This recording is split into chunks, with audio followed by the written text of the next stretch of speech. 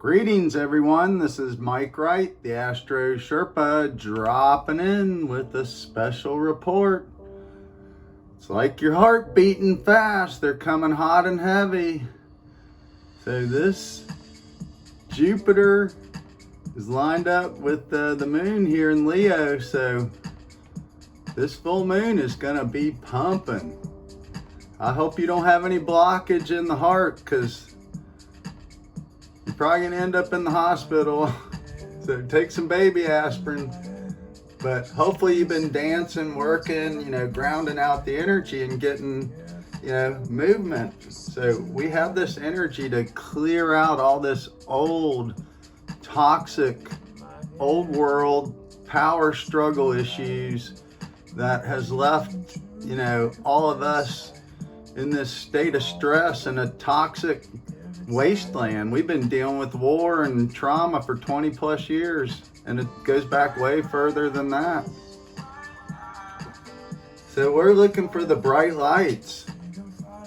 It's time to move into this new Aquarius vibration, and Saturn's ready to party too. When he goes into Venus, he's done a lot of hard work. It's hard work kicking everybody's ass on a daily basis. So he's gonna chill out in Pisces, and we'll be able to take a little tension off the physical structure, but you're gonna have to be wary of getting lost in all these big, crazy spiritual stories going in, multitudes of directions. People can get really, really crazy, and, almost like when the Beatles hit the United States, it was Beatlemania. So there can be some kind of big Jupiterian, big principle belief that comes in could be a false light. So we just have to be wary, because the Sun-Uranus connection, Uranus is our higher mind, but it's in fall position in the body of Taurus. So Uranus likes to crank up the energy, and that's how we see and move into the future timelines. So we have to energize the body to a higher state of being, and then we can escape the waves of time and the amplitude, of these frequencies, so we escape time-space. So we can get into this incredible place where you heal the body, free yourself of pain and wound and old karmic memories, and move into this new world where we can explore the mind outward and inward. And it's infinite possibilities. So we're gonna have to experience a little angst and see some endings and deal with the structure, hospitals, and we're still feeling our way out of this plague sickness syndrome stuff we were dealing with, the memory of these dark errors where we had that trauma stored in the body. So we have to let that out. And we do that by dancing, singing, release and burn the karma out. Karma is stored memory in the body. So others call that sin. Original sin was maybe some memory of the fall of man into the dense form. People started loving misery and following their animal senses instead of their divine senses. So we are ascending and descending constantly. So when the moon hits the north node, that triggers up here, that will trigger where we feel that standing wave energy till it hits the south node, and then we will hit the bottom wave energy. So that takes us underneath. So that's when we feel this angsty, kind of, hey, we've been there and done that. But this is where we get stuck and we start making a deal with the devil, which is our ego. I'll give you this if you just do that. If you just give me $1 today, I'll give you a hamburger Tuesday. Yeah, that should be backwards, by the way. But you know what I mean. So Mercury's still down here, behind Pluto in the underworld.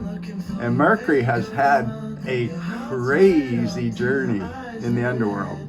So we'll have a whole slew to talk about that, but can't look backwards right now. If you look back before Mercury exits past Pluto, you will be crystallized into this Capricorn form. We're going here, Aquarius. Crystallized vibrations that can crank out frequencies to these really high dimensions. So, we're here on a big journey, and Pisces up here in Neptune, when Venus hits this Neptune, that ends this old story of the feminine path through the zodiac in their awakening to their male principle. So we've been through this massive swing of toxic masculinity, and then this swing to toxic feminism, and then all kinds of identity issues. So this will be sorted out over time as we learn to see how these poles or polarized energies happen and affect personas. So each one of these segments is a pole. So we have 4 poles in our body. So this is what we have to balance out and keep in harmony and continuity, and then we're eternal. We're tapping into the universal power supply, just constantly re-energizing us. So we're here on this big, grand fool's journey to awaken to the divine mind and this whole thinking process. The ability that we can think and communicate is simply a miracle. That's why the word was, the ability to express and relay a thought. You guys are hearing my words, and you could be anywhere. That's amazing. So we're here on this grand journey, and we get these glorious reminders through symbols. So let's take a look at this fool's journey. My good friend Virginia would agree with you. Shout out to Va McGraw. Anyway, the fool's journey. So the fool is what is before one. One is what we all think of as the great creator.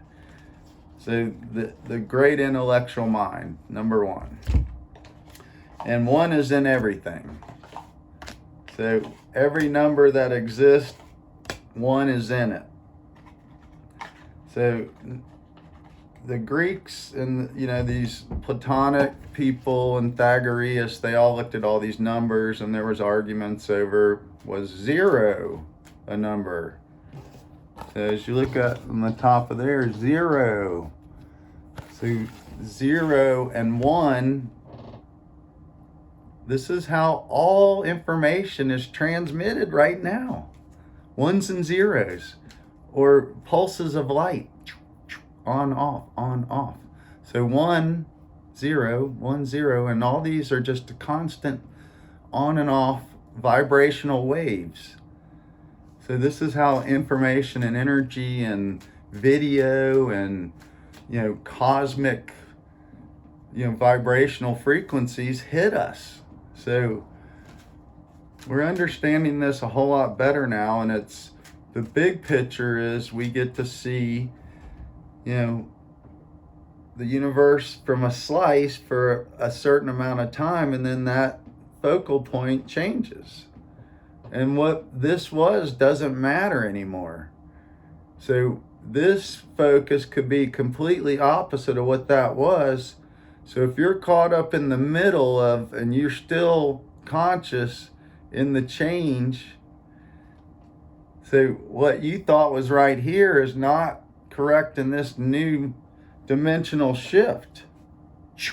So that's what we're experiencing now, leaving the age of Pisces, which is going back 2,000 years. And, you know, the revelation of the Christ conscious figure and the prophets, and, you know, this awakening to the power that we don't see. And these people channeled those powers, and they built bigger power structures, bigger and bigger and bigger. So we're seeing that culmination of all that age. And now we're going into Aquarius, which is, you know, the outer world, you know, these frequencies outside of the corporal form. So we're going to be conscious of this spiritual story of Pisces, you know, and maintain corporal form, but be able to project out into this outer multiverses through these higher dimensional frequencies. So let's talk about the Fool's Journey coming up with this full moon, and this baby is intense. So the middle degrees of any sign is a big shifting point. Think of like the Ides of March. That's when good old Julius got a fresh, sharp blade right to the back. Et tu, Brute? Ooh, poor guy. I think he was stabbed. Somebody comment on that one. But the numerical amount was very significant. Might have been 33 times, but it was maybe each member of the Senate. So they hide all these hidden things. So we're the veil, the apocalypse is the veil literally being torn away. So you're going to see so many things that were hidden to your awareness. It's coming out. So let's do a little 3-card spread for this full moon. And this is a tarot deck. Tarot, T-A-R-O, goes in a circle and spells tarot. Okay, we have the 10 of Wands. So this is gather your resources. Work as hard as you can right now to release and clear and gather and get home safely, because there's going to be a lot of crazy, tense energy coming. So this is a great time to harvest this fire, because we're going to have a period of time where there's going to be no fire. None. So it's going to take, you know, we got to save our Leo people and really protect them, because they're going through a hard time. So shout out to all those Leo people, and we send you good energy. So, all right, what's next? So this is the energy that's starting to fade, but you need to pick up the pace, get that done, and then this will be your focus card. 3 of Wands. So tune your focus and beliefs and have courage. You know, this is, Mars has been sitting here for 5 months, making us look at our old ego wounds since the early 70s. You know, Chiron was in Aries back then, so America's ego was wounded with all the 1960s turmoil, and then this 70s energy crisis, and then we had this, you know, the moon space stuff. So we're replaying a lot of those wounds and seeing these energies come out. So it's time for you to let go of these old stories and start to understand it's the power of your imagination that allows you to explore. So we got 2 extra cards, and this one is the Chariot. So that is you sensing and cooperating, controlling the light and dark forces. There is a riddle, the riddle of the Sphinx. Do you know what that is? If you don't, you have to understand that to start on the path. So learn the riddle of the Sphinx, and you'll be great. And then our last card, King of Swords. So this is mastery. Saturn, the king, mastering your power of communications, how you communicate your message, your speech. Just talking's one thing. Giving a speech is a whole different thing. So different accountabilities. So keep understanding and improving your physical health, your emotional health, and your mental health. So break those down into segments and understand, learn it. This is how you gain power. There's a big butterfly up here. That's transformations. So all those people with butterfly tattoos, you're good communicators, or you like to, spread pollen. So when we look at these elements and use them for our own psychological awareness, we get new power. So this full moon is amazing, and it is, it's time to let go of thousands of years of wounds and pain. If you fall back into the darkness, you are going to get shackled, rebound into the darkness till this whole thing rotates back around in 25,000 years. Do you want to miss out on leaving that bondage? This is time to be free. And that is, we all must, first and foremost, we have to thank and give praise to what created us. Otherwise, we wouldn't have the capability for thinking. So that is the intellectual mind, that we have the capacity through our thinking, our communications, growing our intellectual ability to understand these higher forms. This is what ascension is. So we're leaving behind worshiping dense physical form and becoming beings of light, so we can, literally elevate with music. Sound is what makes, things levitate. It makes gravity. It can take the gravitational waves and disrupt them. So this is super exciting stuff, and there's so much being revealed right now. It's hard to keep up with. But if you have any comments, want to share anything, please do. That's what this is all about. So one last mystery card. Let's see what we get. Oh, 2 of Wands.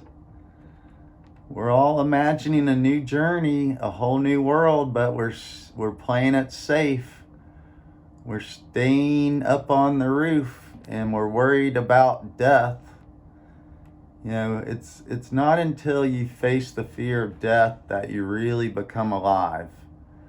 And this is 100% true. Anyway, let's take one last look at this chart, and then we'll wrap her up for the evening, and hopefully you can vibrate all this tension out. So Mercury should be getting past Pluto here by February 10th, and all these planets are direct. We have no hindrances. So Mercury leaves past Pluto, gets into Aquarius. Venus meets up with your Neptune in the latter part of Pisces. Jupiter's helping out the wounded healer. You know, wounded healer knows all the good psychedelics, the good shrooms. He's the dude to see because he heals psychological wounds, physical wounds, emotional wounds. That's the dude. Anyway, I hope everybody's well. Astro Sherpa out.